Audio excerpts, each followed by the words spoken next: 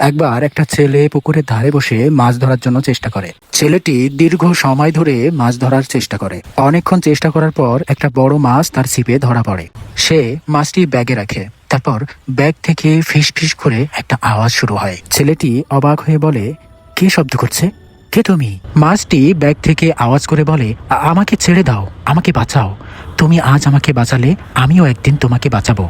ছেলেটি হেসে বলে, তুমি আমাকে কি করে বাঁচাবে? হঠাৎ মাছটি ছেলেটিকে কল্পনার জগতে নিয়ে যায়, যেখানে দেখা যায় মাছটি পুকুরের ধারে দাঁড়িয়ে মানুষের জন্য ছিপ ফেলে। ছেলেটি ঠিক মাছটির মতো মাছের ছিপে ধরা পড়ে। ছেলেটি তখন ভয় পেয়ে বলে, আমাকে বাঁচাও, আমাকে ছেড়ে দাও। মাছটি শান্তভাবে জবাব দেয়, তুমি কি আমাকে ছেড়ে দিতে আমি যদি তোমার ছিপে ধরা পড়তাম? ছেলেটি তখন বুঝতে পারে যে অন্যের জীবনকে গুরুত্ব দিতে হবে। সে মাছটিকে ছেড়ে দেয় এবং মাছটি আনন্দে পুকুরে ফিরে যায়। এখন অনেকেই বলবে, এত বড় মাছ ধরার পরে কেউ কি কখনো ছেড়ে দেয়? কিন্তু ভাবেন তো, অপরিণত কোনো বয়সী মাছকে যদি আপনি ধরে ছেড়ে দেন, তাহলে সে বড় হয়ে আরো অনেকগুলো মাছের বংশ বিস্তার করতে পারবে। অপরিণত প্রাণীরও একটা পৃথিবী আছে, তাদেরও একটা পরিবার আছে। তাই তাদেরকে ধ্বংস না করে বাঁচতে দিন। ছোটকে বাঁচিয়ে রাখেন, তবেই প্রকৃতি আপনাকে বড় কিছু উপহার দেবে।